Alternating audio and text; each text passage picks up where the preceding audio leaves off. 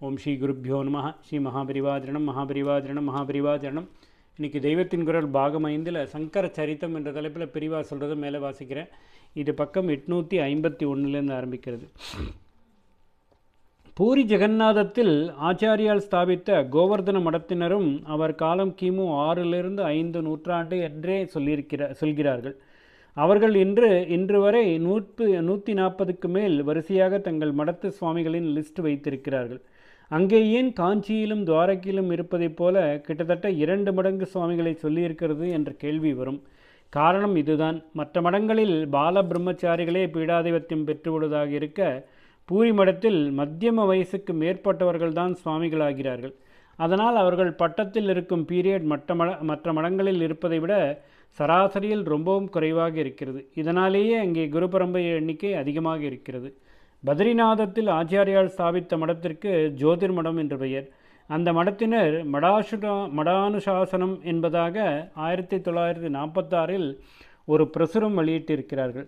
அதிலும் ஆச்சாரியால் அவதாரம் கிமு 509 என்று கண்டிருக்கிறது. தட்சிணத்தில் ஒன்று காஞ்சி, கிழக்கு சமுத்திர எல்லையில் ஒன்று பூரி ஜெகநாதம், மேற்கு சமுத்திர எல்லையில் ஒன்று துவாரகை, வடக்கே இமாச்சல எல்லையில் ஒன்று பத்ரிநாதம் என்று ஒன்றுக்கொன்று சுமார் 1000 மைல் தள்ளியுள்ள 4 சங்கர மடங்களிலும் அவர்களது மூலப்புருஷரின் காலம் கிறிஸ்து சகாப்தத்திற்கு 500 வருஷம் முன்னால் என்று ஏகோபித்து சொல்லியிருப்பதை கவனிக்க வேண்டும். நம்முடைய ஆச்சாரிய பீடங்கள் ஒருமுகமாக சொல்வது நம்பகமில்லாதது. ஓரியன்டலிஸ்டுகளின் ரிசர்ச் தான் சத்தியப்பிரமாணமானது என்று சொல்லலாமா என்று அவரவரும் ஆலோசித்து பார்க்க வேண்டியது. கிமு 44 என்று கர்நாடக தேசத்திலுள்ள அபிப்பிராயம் கூட கிபி 788 விட கிமு 509க்கு தான் கிட்டத்தில் இருப்பது. அப்படி இருக்கும்போது அதற்கும், அதாவது கிமு 44க்கும் 800 வருஷம் தள்ளி வெள்ளைக்காரர்கள் நிர்ணயம் பண்ணியது தான் சரி என்று ஒரே தீர்மானமாக முடிவு கட்டி விடலாமா? இந்த மடங்களில் ஒன்றிலேயே உட்கார்ந்து கொண்டிருக்கும் நான் இதற்கு மேலே சொல்வது அழகாகாது. இவ்வளவு சொன்னது கூட தாஸ்தியோ என்றால், மடம், நீங்கள், மடத்து சிஷ்யர்கள் எல்லாம் ஒரே குடும்பம்தான் என்ற பாத்தியதையால் சொன்னேன். ஹாலன் பூர்ணவர்மன்.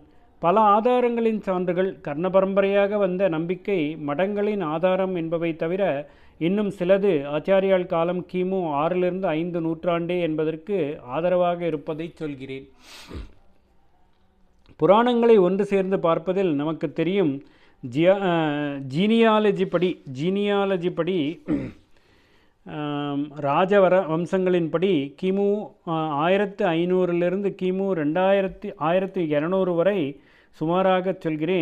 சுமாராகத்தான் சொல்கிறேன். மௌரியர்கள் ஆண்டபின் கிமு 900 வரை சுங்கர்களும், அப்புறம் சுமார் 100 வருஷம் கான்வர்களும் ஆட்சி நடத்தி முடித்து கிமு 8ஆம் நூற்றாண்டின் ஆரம்பத்திலிருந்து 500 வருஷங்கள் ஆந்திரர்கள் என்று சொல்லப்படும் சாதவாகனர்கள் ஆண்டிருக்கிறார்கள்.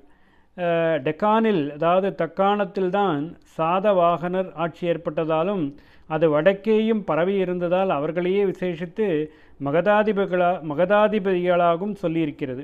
ஆச்சாரியால் காலம் கிமு 6ஆம் 5ஆம் நூற்றாண்டு என்றால் அப்பொழுது இந்த ஆந்திர வம்சத்தின் ஆட்சியே நடந்திருக்க வேண்டும். குரு ரத்னமாலாவிலிருந்து இப்படியே கன்ஃபார்ம் ஆகிறது. காசியில் விஸ்வநாதர் தீண்டாதானாக வந்தபின் ஆச்சாரியால் குமரில பட்டரை பார்க்க பிரயாகைக்கு புறப்பட்டதை சொல்லுமிடத்தில் ஹாலராஜனால் ஆதரிக்கப்பட்டவராக இருந்த போதிலும் அவர் காசியை விட்டு புறப்பட்டார் என்று வருகிறது.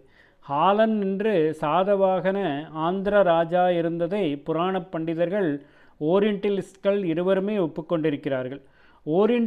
ஓரியன்டலிஸ்டுகளே அவனை கிபி 1 நூற்றாண்டுக்காரனாக சொல்லியிருப்பது கவனிக்க வேண்டிய விஷயம். அவனுக்கு காசி வரை ஆதிக்கம் இருந்திருக்கக்கூடியதே என்றும் தெரிகிறது.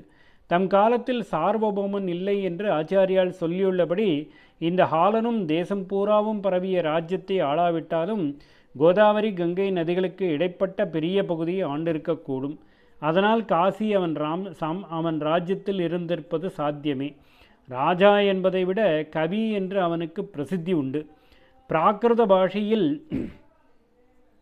யதார்த்த வாழ்க்கையை இயற்கையாக வர்ணித்து இக்கால சமூக கதைகள் என்பவற்றைப் போல 7 சதகம் கொண்ட புஸ்தகம் எழுதியிருக்கிறான். கிமு 8ஆம் நூற்றாண்டில் இருந்து 500 வருஷம் ஆண்ட ஒரு வம்சத்தைச் சேர்ந்தவன் என்பதை விட திட்டமாக நம்முடைய புராணதிகளிலிருந்து இவனுடைய காலத்தை சொல்ல முடியுமா என்றால் முடியும். அப்படி ஒரு ஆராய்ச்சி செய்து கேஜி நடேச சாஸ்திரி ஜிக்யாசா சஞ்சிகையில் எழுதியிருக்கிறார்.